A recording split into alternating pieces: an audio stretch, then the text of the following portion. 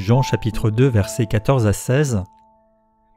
Il trouva dans le temple les vendeurs de bœufs, de brebis et de pigeons, et les changeurs assis. Ayant fait un fouet avec des cordes, il les chassa tous du temple, ainsi que les brebis et les bœufs.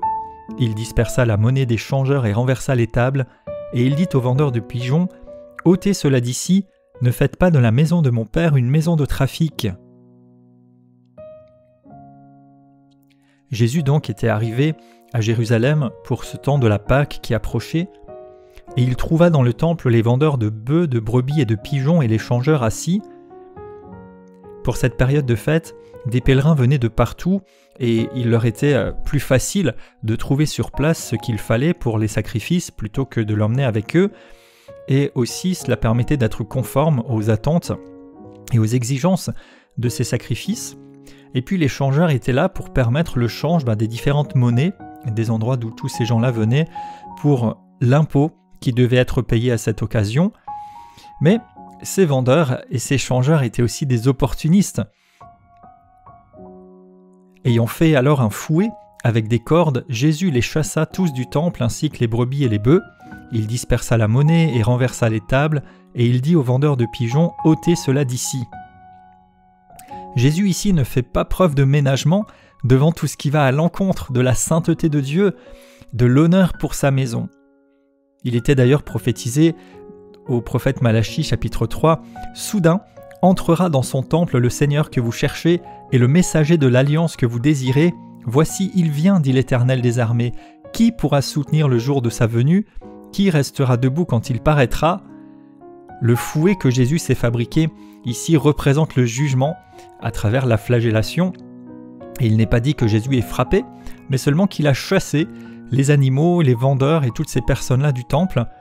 Jésus avait l'autorité pour exercer et remettre de l'ordre. Ce n'était pas non plus un excès malsain ou inutile de violence, mais une manifestation d'autorité face à la vérité, contre la déchéance, contre la corruption de ce lieu, à un usage autre que celui pour lequel il était prévu. Et justement, il dit « Ne faites pas de la maison de mon Père une maison de trafic ». Et ici, c'est un impératif qui serait aussi bien traduit par « arrêtez de faire ». De la maison de mon Père. Donc ici aussi, il témoigne de son attachement à Dieu, au Père, et puis certainement de sa divinité, une maison de trafic ou bien un marché, du commerce ou un bazar. Et donc ces gens qui étaient là, qui vendaient, qui commerçaient, eh bien ils profitaient d'une part de ceux qui venaient adorer, mais aussi ils détournaient l'usage de cet endroit puisqu'ils étaient dans l'enceinte du temple. Normalement, cela devait servir à la prière, au recueillement, et à la place il y avait cette agitation du commerce, les bruits associés, qui pouvaient être une distraction, sinon même un empêchement. Et donc Jésus disait « Ce n'est pas le lieu, ici c'est la maison de mon Père ». Il y avait une raison clairement énoncée à la correction qu'il était en train d'appliquer. La première œuvre publique donc de Jésus à Jérusalem, c'était de purifier le temple, et à travers ça de rappeler à un culte véritable, à une consécration, à un honneur, à une sainteté, à la crainte de Dieu. Plus tôt déjà dans l'Ancien Testament, il y a eu des moments de réforme ou de réveil. On peut voir ça par exemple dans les rois, dans les chroniques, où à certaines périodes, le peuple d'Israël, et sous la conduite malheureuse de certains rois, avait dévié dans l'idolâtrie et même profané le temple de Dieu. Mais d'autres par période aussi ont redécouvert la loi de Dieu, l'amour pour l'Éternel. Et alors ils nettoyaient, ils purifiaient le temple pour rétablir l'honneur et l'adoration de Dieu. Et la venue de Jésus allait réformer le monde. Et il appelle quiconque croit en lui à être réformé, à être purifié, à ce que l'adoration de Dieu soit rétablie en enlevant tout ce qui n'a pas sa place.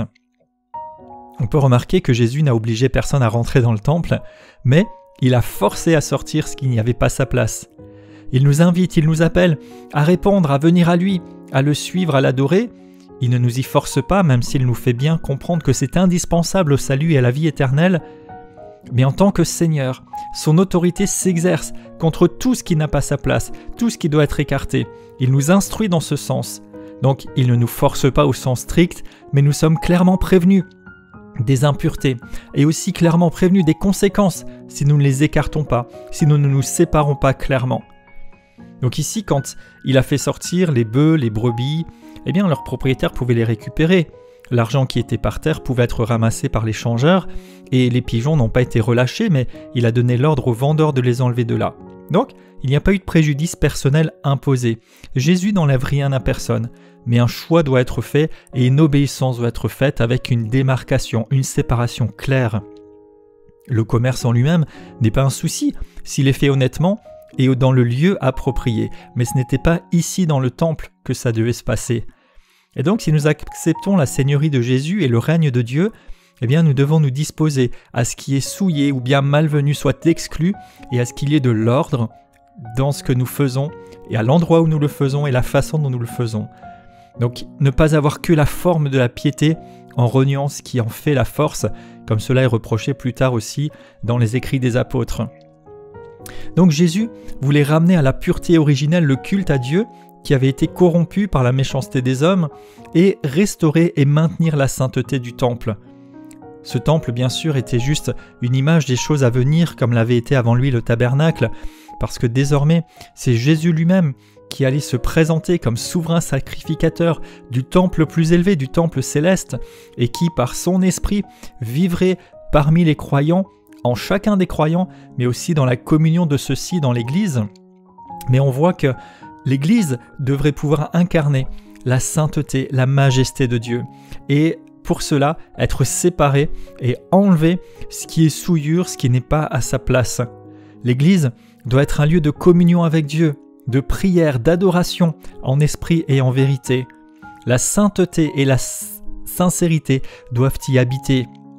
Dieu a fait de son peuple une habitation en esprit.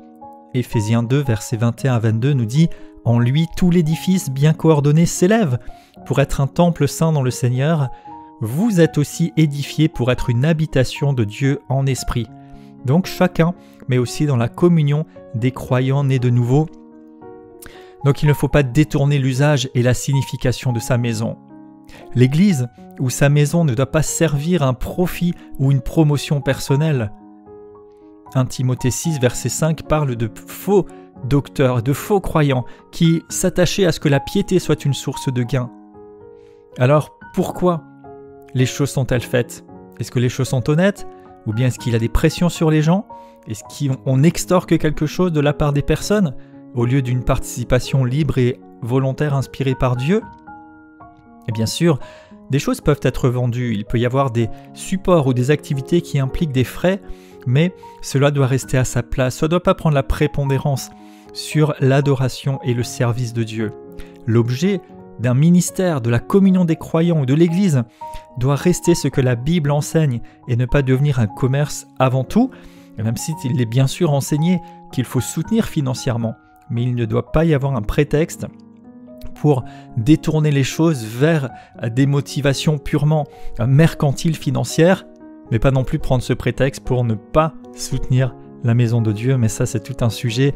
En tout cas, il doit y avoir dans la maison de Dieu un esprit de prière, d'adoration, de consécration.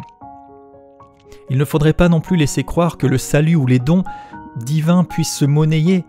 Dans Acte 8, il y a un certain Simon qui voulait donner de l'argent aux apôtres pour acheter le pouvoir de donner le Saint-Esprit, et il va être clairement corrigé par rapport à ça. Donc Jésus s'est montré fidèle sur la maison de son Père, et Hébreux 3, versets 5 à 6 nous dit que Moïse a été fidèle dans la maison de Dieu comme serviteur pour rendre témoignage de ce qui devait être annoncé, donc par rapport à la loi, par rapport au tabernacle, et Christ l'est comme fils sur sa maison, et sa maison c'est nous, pourvu que nous retenions jusqu'à la fin la ferme confiance et l'espérance dont nous nous glorifions. Donc, il y a la maison de Dieu, mais il y a aussi la maison que nous sommes. Et nous devons nous préserver purs et adorer Dieu dans notre être, dans notre corps. Nous sommes son temple. Jésus nous transforme et il nous purifie en nous appelant désormais à rester purs. Donc il n'y a pas lieu, comme avec ce fouet, de vouloir flageller quelqu'un ou de s'auto-flageller. Non, Jésus a l'autorité. Et Jésus a porté la condamnation sur lui. Il a d'ailleurs subi des coups de fouet et même la mort. Donc notre part maintenant, c'est de faire mourir en nous les œuvres infructueuses des ténèbres.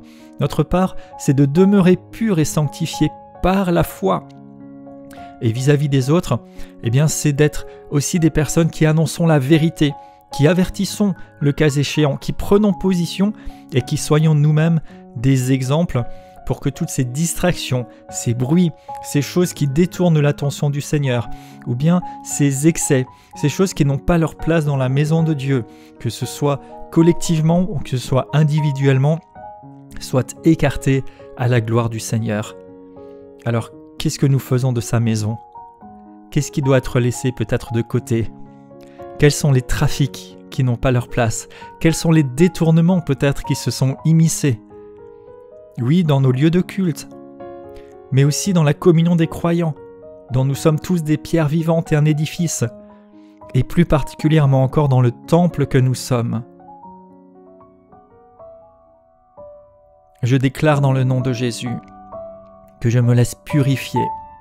Je choisis de séparer ce qui est précieux de ce qui est vil. J'accepte, dans la soumission au Seigneur, d'écarter ce qui fait obstacle à sa sainteté et à sa vérité. Je crois dans sa puissance de purification et je la reçois.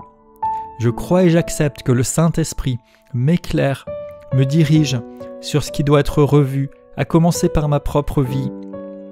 Je laisse de côté ce qui n'a rien à faire là. Je déclare que la maison de Dieu que je suis est un lieu à son honneur, à son bon usage. Je décide aussi de participer à ce que la communion des croyants à laquelle je prends part soit exempte de tout trafic, de toute activité qui n'y a pas sa place, mais qu'elle soit un lieu qui révèle sa grandeur, sa sainteté, sa vérité, un lieu de prière, un lieu de révélation à la gloire de Dieu.